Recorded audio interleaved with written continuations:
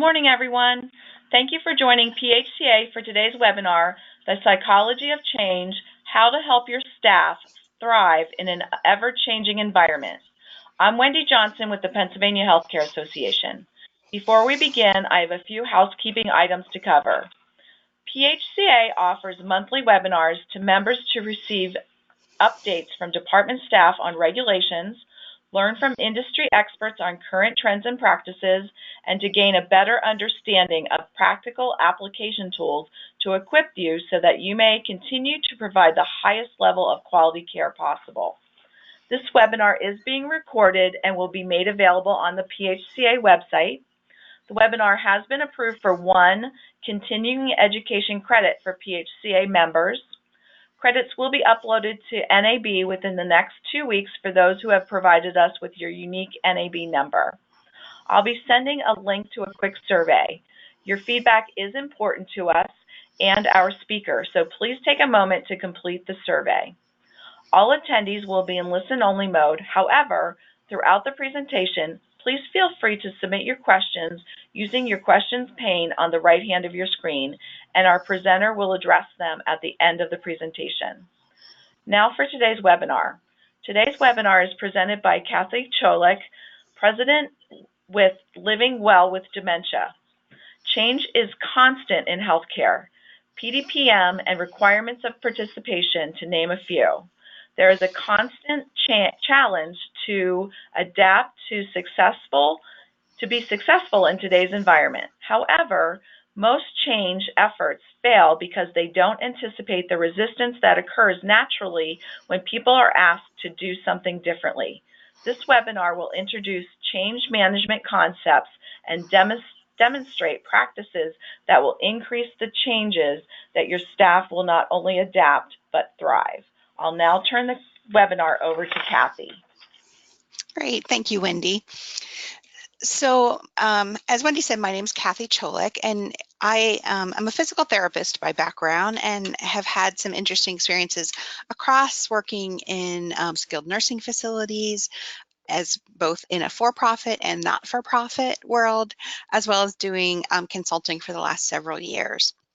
And part of what led me to really investigate this topic a lot more is that I was working on change concepts. Part of my work with the Pennsylvania Restraint Reduction Initiative on that team was really looking at antipsychotic reduction, how to address falls and implement changes to the care plan for those individuals that would make their lives better and improve well-being, and trying to figure out why the things we were trying to do weren't sticking and being successful change efforts really led me to investigate what's out there from a science perspective and from a research perspective. So when with the Perry team, one of the things we worked on was doing these change efforts, and I had the opportunity to attend the Association of Change Management Professionals conference, and it was kind of like this bright light bulb, a moment going off, like there's this whole world of change science that most of us in our traditional healthcare roles have not been exposed to. So I'm going to share with you a little bit about what I've discovered. I was so interested in it. It took me a little while, but I pursued and achieved a certified change management professional status within the organization. So I'm really trying to combine my worlds in healthcare and change to bring about change for everyone that sticks. So these are the objectives. You saw them probably in the outline for the course. Really, we're trying to look at what are the stages of change that you may see. What does it look like in your staff as you're going through them? If you find resistance, what does it look like? And how can you help hopefully create a situation where there is less resistance and or facilitate the resistance to be minimal? And then really a little bit on how to identify who are your key change agents in your facility so that they can be your best advocates. So as a form of disclosure, my company is an education and consulting business. I am still pleased to be a member of the AHCA PDPM Academy faculty that was out through 2019 and have signed on again for their continuing efforts in 2020. So why is change important? Organizational culture was defined by Stephen Swanson as the essential element to meeting healthcare goals. And what we all know in healthcare is that our work has financial and personal goals. And so we really want to be able to provide an environment that meets both of those. CMS has rules, regulations. We talked about them in the opening, the PDPM being the most recent. Currently, the requirements of participation are on version 3 and moving forward. So why do we worry about organizational culture? As Swenson goes on in this publication that came out this year to talk about, it's the way in which organizations make decisions about what they are and aren't going to do. So as your either facility or larger organization or team, if you're part of a consulting group, it's the cumulative way that your employees experience their jobs and their lives in the organization. And in our world, it both directly influence the type of care that your patients experience. So if you want best practice and best care, you need to change your organizational culture and to be able to change and improve on the patient experience. So change is a priority for all healthcare organizations. Healthcare is one of the last industries. It's kind of going through it. And so it has been defined even in healthcare organizations as a high priority or a moderate priority in the majority of facilities. This was actually a study that was done amongst predominantly acute care organizations, and they are further ahead than we are in the long-term and assisted living world. And there's a lot we can learn from what they've experienced. One of the things that's really important for, and this quote reflected it, is your success in life isn't based on your ability to simply change, but to change faster than your competition, your customers, and your business. And as healthcare is a business, this is one of the things we have to keep an eye on. Why is change so hard? Humans love consistency, right? Part of our neuroprocessing is to be able to anticipate what's going to happen and know in a consistent pattern what to do, right? So as you got to work today, if you left your house and went to a facility, right, you got in your car, you started your engine, you go through what we consider like motor patterns, right? Normal things that you do. Similarly, your care staff this morning helped people get up and out of bed and into their bathroom and helped them get dressed and get to their food, right? Those are all very patterned activities that people can do to somewhat degree on autopilot, right? We go through the motions, we know what to expect. When we have to alter those patterns, we find those new patterns require more conscious thought. That conscious thought takes more energy and attention, and so it's draining. So change creates this pattern of discomfort. It is actually registered in the brain on neural scans in the same areas of our brain where we receive pain signals. So where we might have physical pain from an arthritis or an injury, change creates that discomfort that registers like pain. It activates fear pathways and they create stress, which can cause decreased performance. So the key thing is change itself amplifies stress and discomfort, and managers tend to underestimate the challenges inherent in implementation. Interestingly enough, these follow the same patterns of Kubler-Ross's stages of grief in the change pattern world. What we see is there's a movement from that initial feeling of shock when you hear something has to change, right? Like, how do we move out of this pattern? Then we kind of go into a pattern of denial, right? It's if I just keep my head down and keep working, nobody's going to notice. I don't actually have to do this thing. We can see things like anger and bargaining, right? I don't want to do this. I like my world the way it is. Or maybe they don't even like the world the way it is, but they're more afraid of the world the way it could be with this change. So they go through a bargaining, perhaps a depression, and hopefully moving on to acceptance and integration.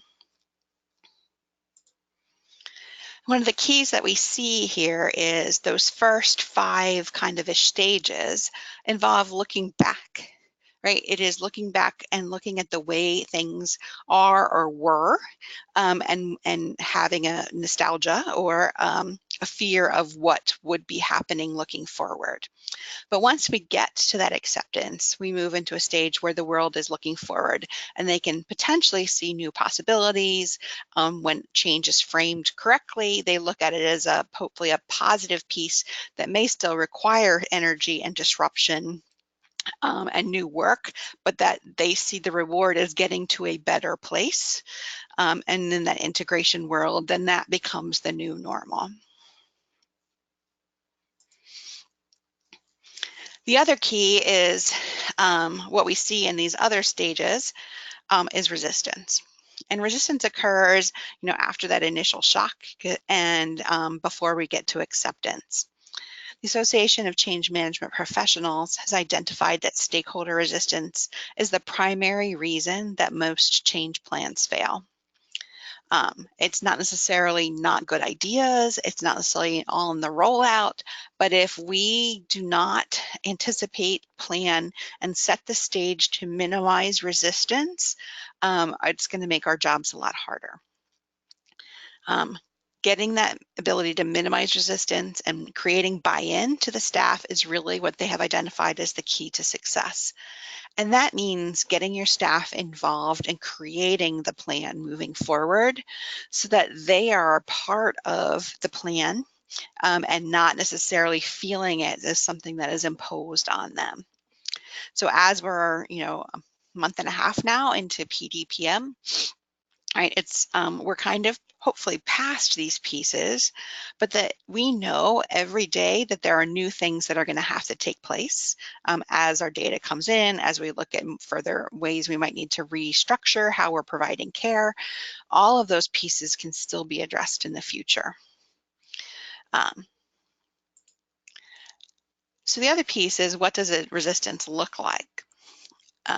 And what it may be is that resistance, sounds something like you have a new staff nurse who might need to go through some training, right? So say part of your PDPM plan was to build up a cardiac practice and really take those more complicated cardiac cases that perhaps you hadn't been using before. And hopefully, if you went through PDPM Academy and looked at some other different pieces, you recognize that you can't just accept different people, right? You have to have staff training. And or maybe you're starting to get some and you're recognizing that you need more staff training. So you said to your one of your nurses is, I'd like you to attend new training for cardiac care. And on the face, what you hear from the staff is, sure, I'll do it.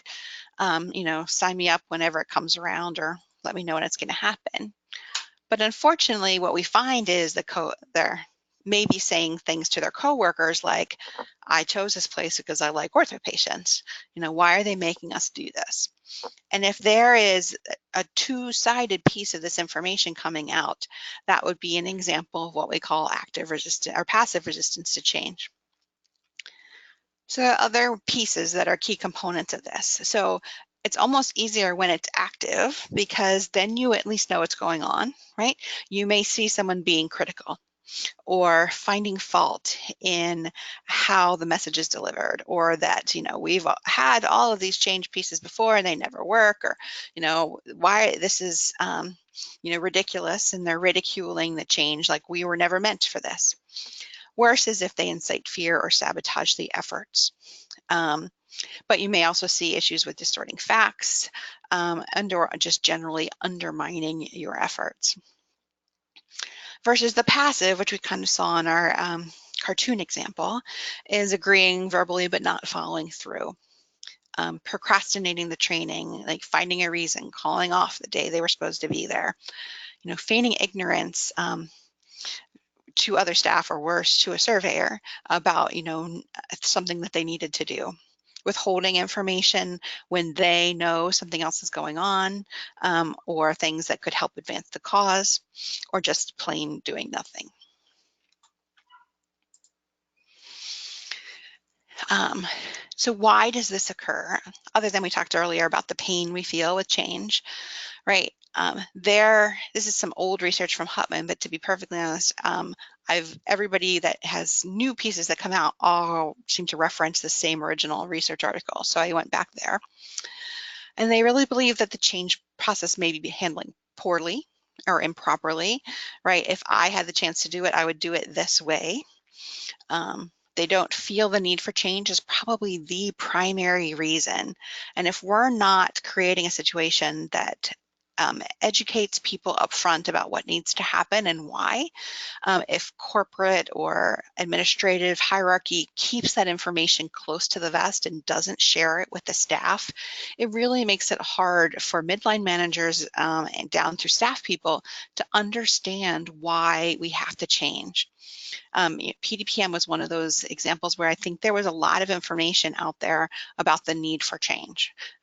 They may not have agreed with why CMS was doing it, but they were going to do it, and we knew it was coming, and we knew it wasn't going to be delayed. So the case for change was pretty strong.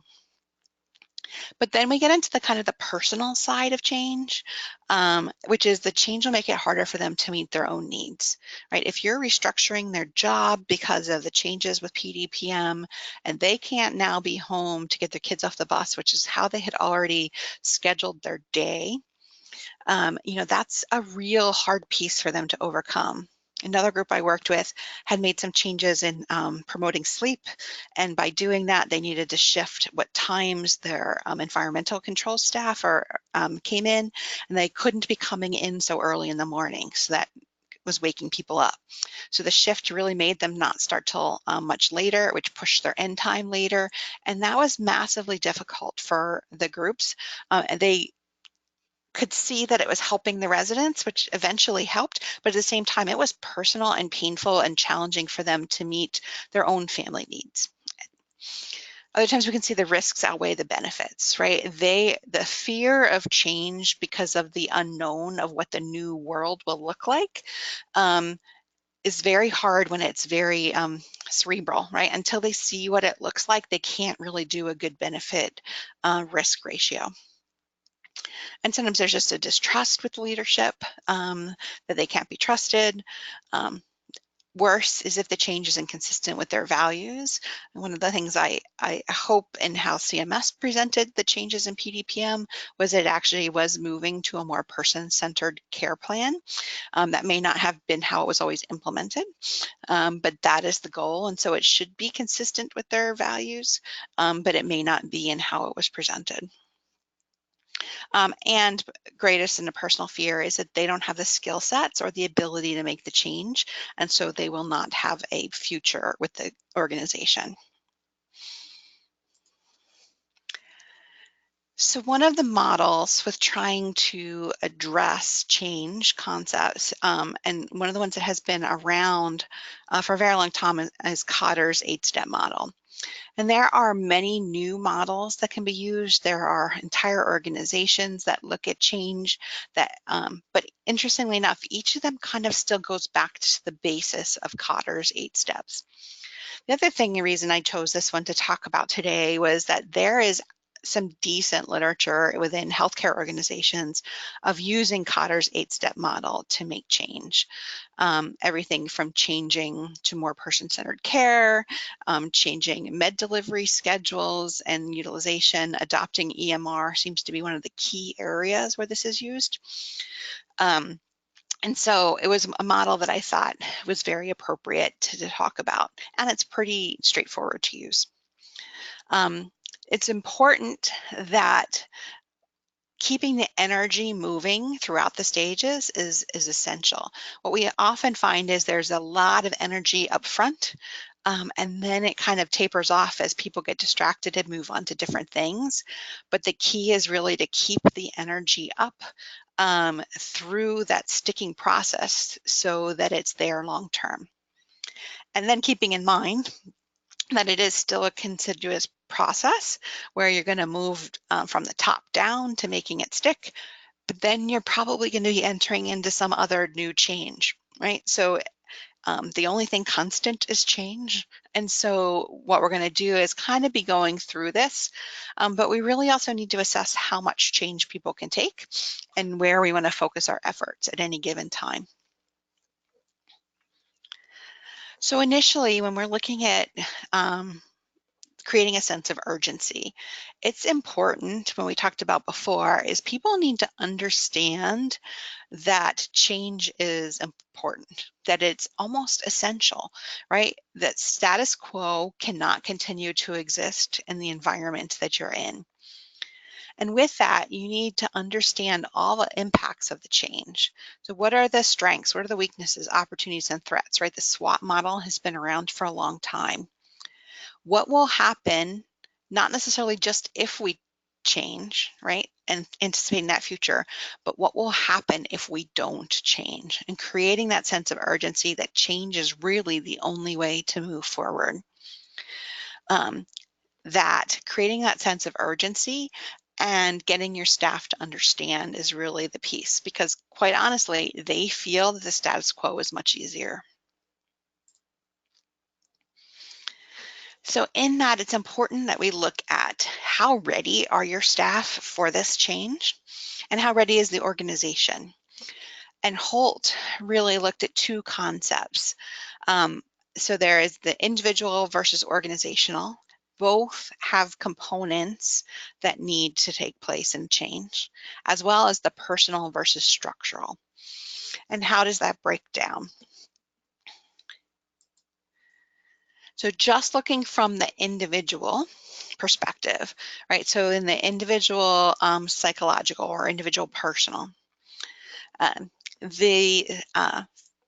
if you have a staff who is more prepared for change, so say 50% of your staff show what we would consider a growth mindset, and are interested in learning. So literature is quite blossoming in information on what is called a fixed mindset. Like there is only one way to do it, but also whatever I'm good at is all I'll ever be good at, and I can't be good at anything else.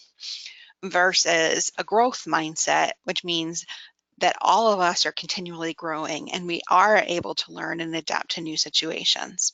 So what we really want in most of our staff is a growth mindset, right? That new things are going to come along, you're going to be supported to learn them and grow with them, and that you're capable of doing it.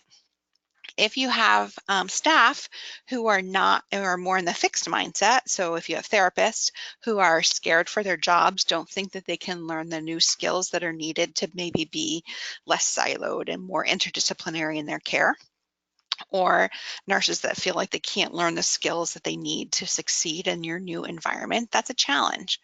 There are tools that can assess that in your facility.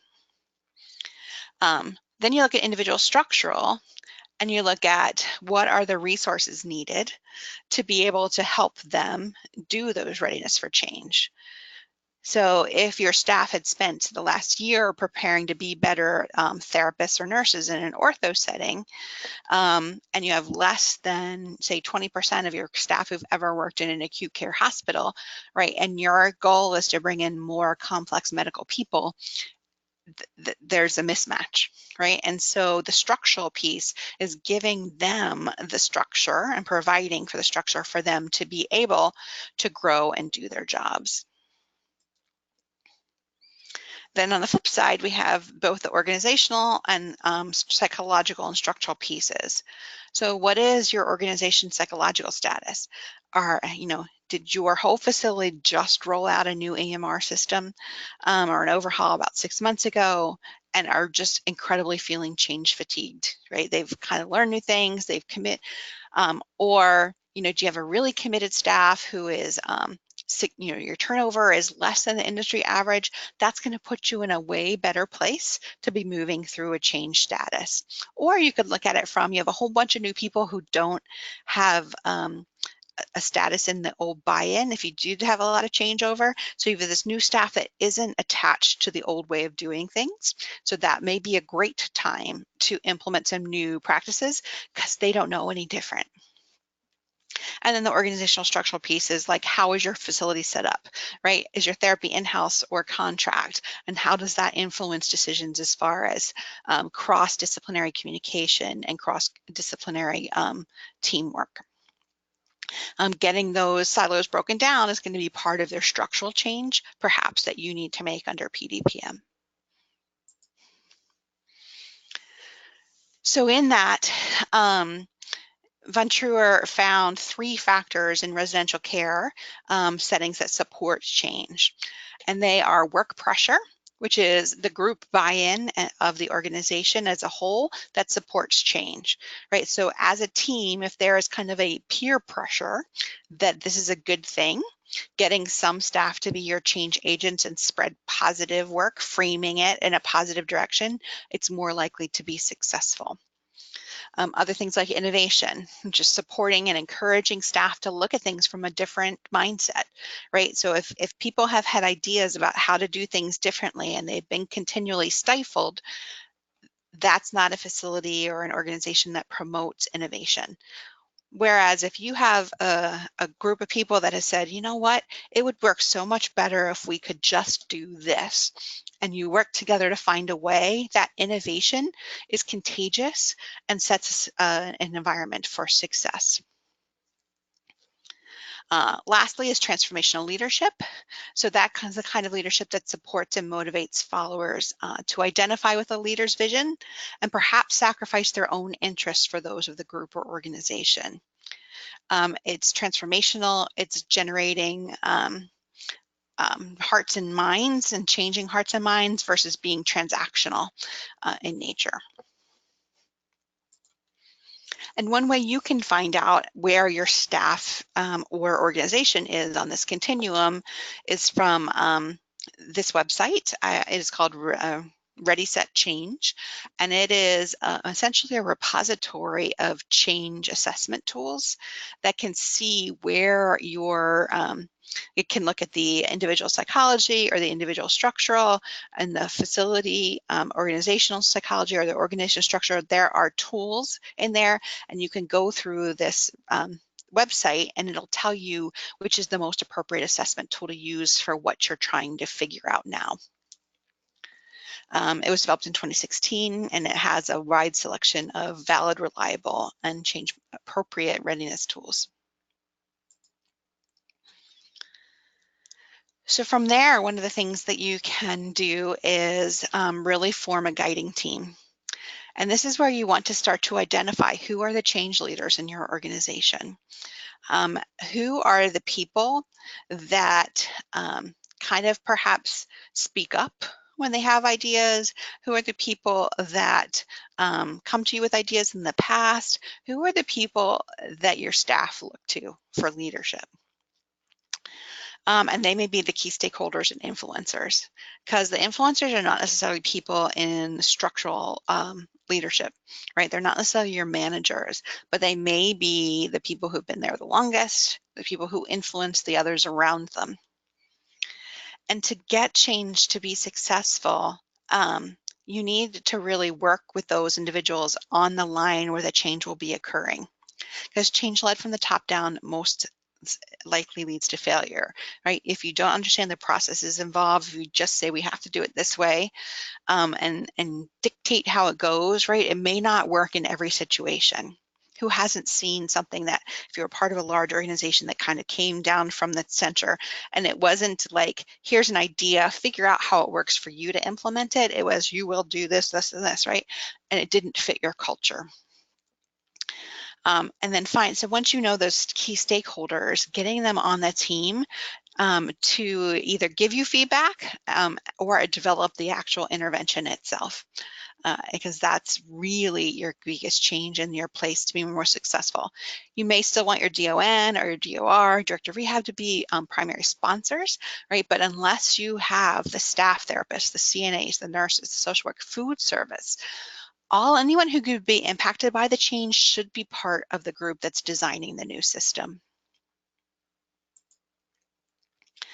And again, you have your org chart leaders. Those are the people we always think of as leaders.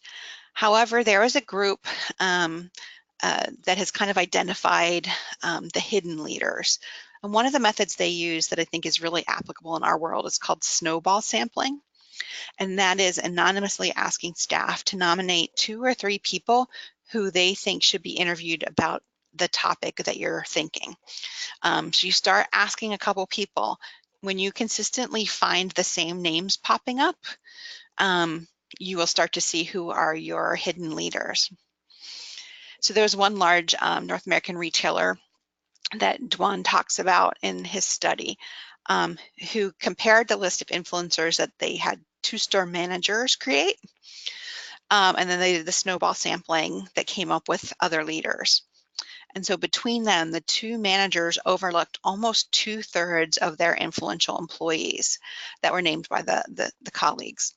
Worse, both managers missed 3 of the top 5 influencers in their own store. So the retailer's inability to recognize the influencers is really no anomaly. Almost every industry and geography has the same pattern, but this is a great way to kind of figure out who are your hidden leaders. So next is developing a shared vision. How are you going to create a future state, and what will that future state look like?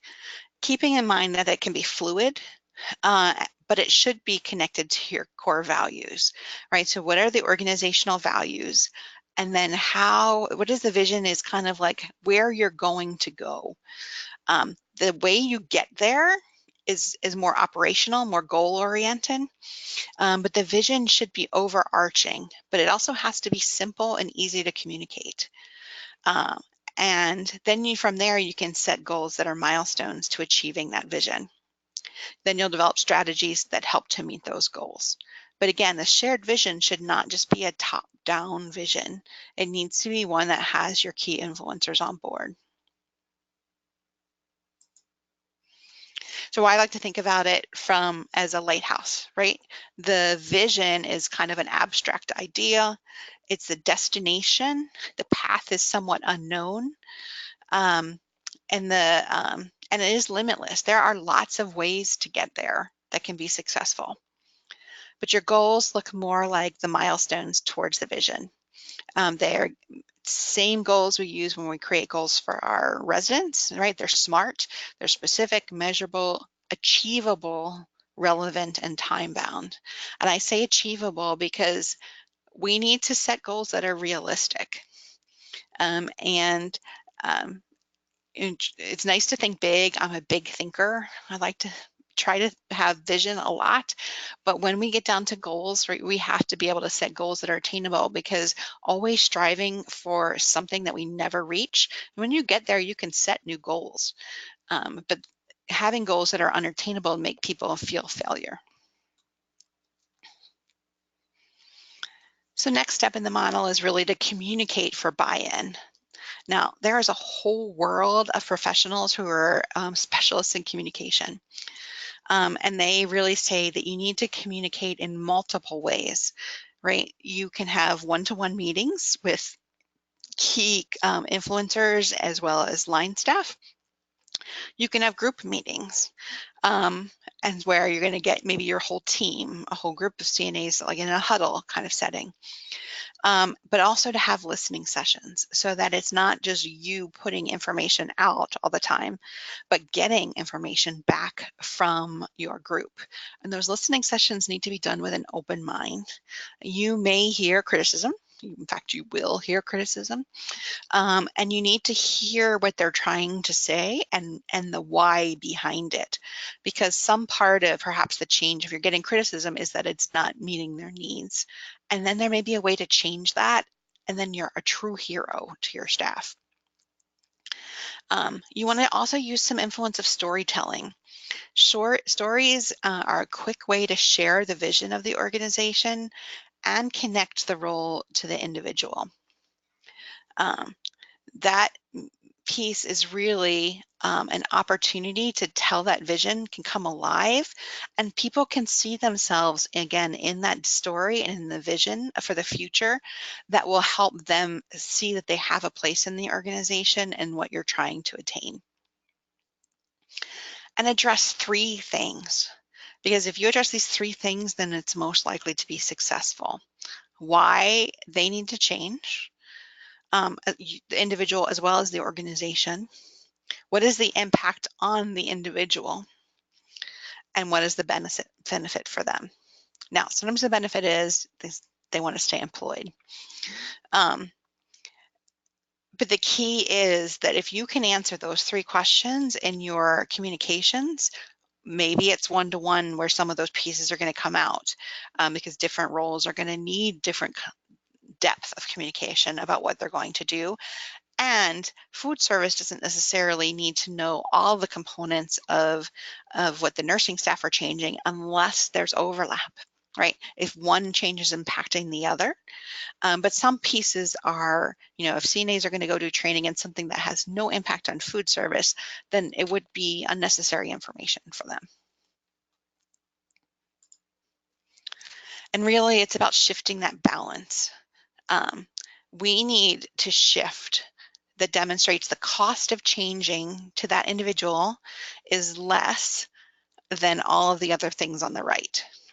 Change cost to me personally feels very high, right? But I need to understand that it has to be less than the combined dissatisfaction with the status quo, desirability of perceived change, and the practicality of change. So the message has to address why the change must occur and the current state is unsatisfactory and moving forward. Why the perceived change effort is positive, and framing your communications so that it's not just another thing they have to do, but it's really to make their lives better and the residents' lives better. And change is worth the effort. We know, again, it is painful. It is time consuming. It is energy absorbing. But to get to a better place, these are the systems we have to put in place now.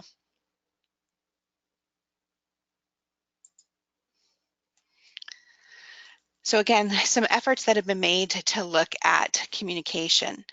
So be clear and honest about what's changing. Here, any sort of spin or sugarcoating or jargon will look like an effort to hide something. You want to gain their trust, use simple, straightforward language, and be completely upfront about what's changing and why. Don't talk down, because that only makes people feel resentful and unvalued. And look at the emotional impact. It's not just public events that create unease, right? HR changes often strike a personal chord with the employees. Suddenly it's monkeying around with like their health care or their benefits that may affect a sick child, right? You need to look at how that change will impact them. So take these concerns into consideration when crafting the message, and just acknowledge them too. People sometimes just need to feel heard. And then when trust is damaged, empathy and understanding are the first steps to rebuilding. What's in it for them? We talked about that earlier, right? What's in it for me? We are all looking out for ourselves. So, hyping good corporate citizenship as the reason for change is kind of a waste of time. You look at the benefits of change and what the employees can expect. Acknowledge that the change will occur. Acknowledge that it's hard and everyone may not like it, but identify what are the upsides. And if there are no upsides, say so. Some people took into the, change stinks. But this is what we have to do to keep the doors open. And explain how the change will occur. You can reassure your employees and staff, and reassured people are quicker to get on board when you paint a clear picture of exactly what's going to happen and when. If you have to use a step list, you can do that. If they respond well to graphics, use them. Just make sure you set your expectations clearly. And individuals need to know what to do. There is a reason we use the term call to action, right? It is critical to outline what needs to be done and when. This is what people are looking for at the end of communication, so consider using bulleted lists or bold font, link to websites to highlight the necessary action. Even if there isn't an essential next step for your employees right now, create one. Make sure they feel involved and they'll join in the change. Use multiple sources and channels. You may have cascading messaging, so there may be some level of messaging, but you do need to look at that variety of media, emails, hands-on meetings, company communication apps, home mailing, all of those things, and then one-on-ones we talked about previously. Target whatever you can, and whenever you can. Give careful thought to the specific audiences. You may change your messages depending on which part of the organization you're talking to, but it should still have the same theme. Obviously, if it's isolated to a department or facility, you still may want to communicate it widely, but show employees closer to the change that you're invested in their experience. And we talked about the importance of two-way channels, that this cannot just be a top-down method. And also look at, as we go through these stages of change, your messaging may need to change as well. So oftentimes, I've shown the picture as a straight line change. A lot of the change world looks at this U-shaped curve that you can see here. And in that, your change communication may need to be specific to what level people are at any given moment. The next stage in Kotter's is to empower action, and this is really essential because one of the key ways to do it is to get people involved. Show them who are early adopters. Show them as an example to others. Who has new ideas for moving forward? Can you let them try them out and see how it works? Does your performance reward system, performance recognition system, favor silos, like one person doing really good, or is it looking for a team effort? And if your goal is to create new teams, then you better be responding and rewarding teamwork and not individual success. Those performance reviews need to be looked at because what is now important to your organization should be reflected in your performance reviews. How well are they at adapting to change? How well are they adapting to the new environment? Not just necessarily some of the old performance measures of minutes treated or etc. What new policies and procedures are put in place to be implemented, and are you actually enforcing them? And education and training is certainly key. So when you're identifying and training, what new pieces of do they need? Is it skills? Is it knowledge? Is it abilities? Right? And those can be 3 different educational tracks. Just going through knowledge can be, a classroom thing, but skills may be practical. It may be mentoring on the job. Ability to do things or visioning or see things, again, may take coaching or introductions to a new way of thinking. And recognize within your organization, where are the barriers to moving forward? Are there barriers in previous policies and procedures? We talked about recognition and rewards. If we're looking at one-to-one training versus training, how do you do it on a large rollout basis if it's corporate-wide? What equipment or infrastructure, IT, do you need to be able to move into the new world? And does that involve training around it? And then certainly, how does the culture need to be addressed? The next 2 stages, kind of look a little bit alike. And so, keeping in mind, people need to see short-term wins to stay with change, right? So staged goals that let you meet people along the streets to success, and that is transformation, right? So they buy into sustaining progress and see that it's doable. Sometimes starting in the change with 1 unit that you can get them, and other people want to be like them because they're seeing happier people or things that are working, or somebody's kind of put through the effort to kind of figure out where the problems are, so then the rollout becomes much easier for everyone else. And celebrate those initial successes publicly. Really, we are not necessarily great at this as an industry, and really making sure that we address their needs. And one of the things that is a book, so it's called Creating Moments That Matter from Heath and Heath. It came out in 2017. And what they really found was using peak end theory, which is created by Dr. Kahneman. What we remember is not the average of the experience. It is the most intense period of time, whether that's the positive or negative, and then the end. So we have to we can use peak end theory to create memories that are positive and hopefully positive peaks of intensity. And we don't really do this enough. And what Heath and Heath are proposing is, how do we create these peaks, these positive time periods in the middle, particularly?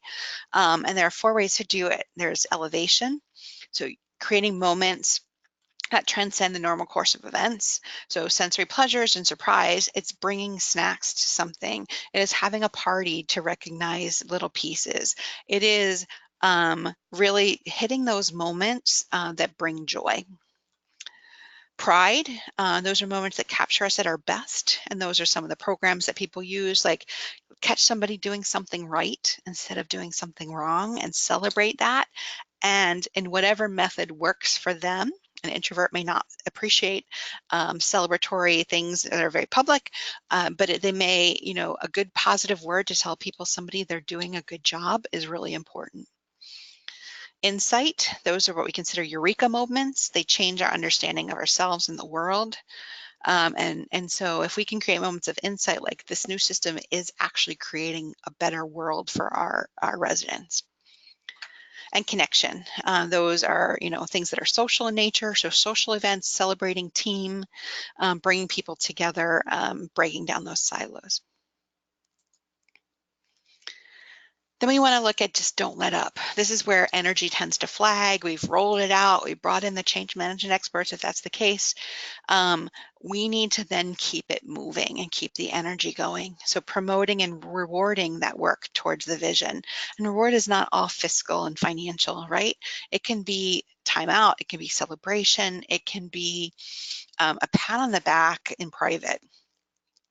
Assess struggles and revisit strategies to address those barriers, because there will be some struggles. So where are they? What do they need to do? Do they need a new piece of equipment to get through it?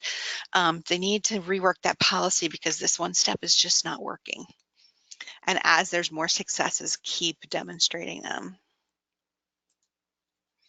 So celebrate both individual, team, and business success, and be public with the progress, and share when recalibrations were implemented that work. It's okay to recognize that things weren't always successful, and those recalibrations identify what's not working and why, and with your line staff who are using them, develop alternatives to be able to help them come up with other ideas. And then make it stick. Again, further institutionalizing the changes in policy and procedures, reinforcing the new state, and actually maybe doing a demo, showing a combination of here's where we were, here's where we are, going to your key sponsors, whether we talked about earlier, was it your DON, your DOR, and make sure that they're doing rounds to check up on things. Is it a quality assurance project? Is it because if people stop doing things that you think they should be doing when they're not being watched?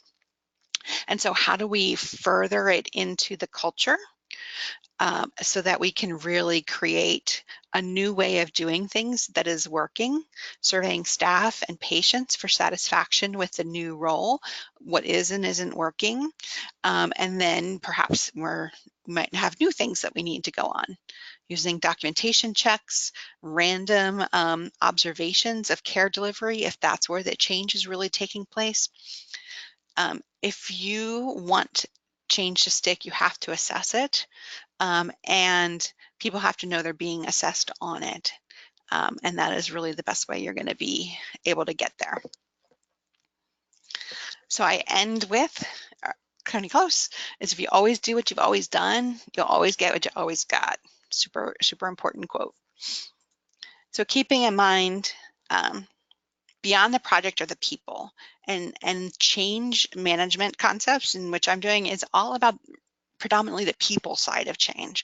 There are project managers who can do big process change. Change management is about how to help you get the people to buy in. And so organizational change should be planned with and for the people it impacts. It takes pre-planning, it takes two-way communication, it takes resources, given to people during the process. I didn't put it in here, but there was one study that, looked at there is a dip in performance as the change process is going on. And we need to be prepared for that and plan for that and give people those resources of whether it's a little bit of extra staff time, whether it's a piece of equipment that will facilitate work, whether it's time out for education. Those things will better support getting people the resources they need to make the process stick. And people need to see that the benefits outweigh the effort, because initially they're going to see that the effort is so strong, but the benefits should be strong enough that they can see that they have a future with the organization and in the envisioned state of where we're going. So with that, I want to know what questions you have that I can answer, and I'm not sure if Wendy has any that have come on.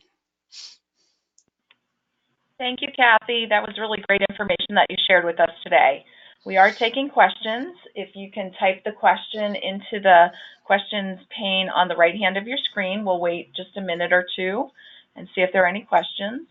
And just a reminder that we will be sending the link to Cathy's handout to you later today, so you'll have that at your fingertips. And also remember that we have webinars coming up. Our next one is December 3rd. It is an update on medical marijuana. So if you haven't signed up for that, check our website and get signed up for that 1 credit webinar that's coming up. The last one for this year. We are working on our 2020 webinar schedule, and we'll have that information up and available very soon.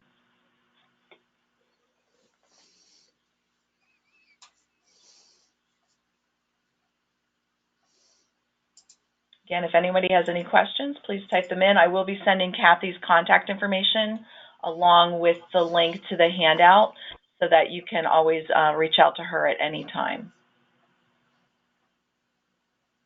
All right, this is a quiet group. I think everybody's getting ready for Thanksgiving, Cathy. No problem. I know I am too. All right, it looks like we do have a question. Give me 1 second here. Okay, how would you recommend that you handle a staff member who is well liked by others but can be negative about changes you want to make, and that sets the tone for others? How do you set that tone? So your best option is to get them involved in the very beginning, because if that person has the influence to really impact the people around them, you need them to be one of the planners so that they're going to try to get people to do what they designed, right? And so if they help design it, they can't necessarily, well, they're less likely, I should say, to be negative about it, right? They may even see that it's not perfect, but they were part of it, and so it's going to reflect on them if people don't like it. So if you have people like that, and we all do, we know, and you know who they are, right? Getting them as the first people that either do the training or design the system will really be critical. And they may not have all the skill sets, but having them be part of the team, or perhaps the first line reviewers, and that they can give you suggestions and you can do it. Because if you can get them to frame it the way that'll work, and frame it positively, you're way more likely to get the process to be successful. Great, that's really useful information. Thank you, Cathy. Any other questions? If you have questions, go ahead and type them in. Again, Cathy's information will be made available to you so you can reach out to her at any time.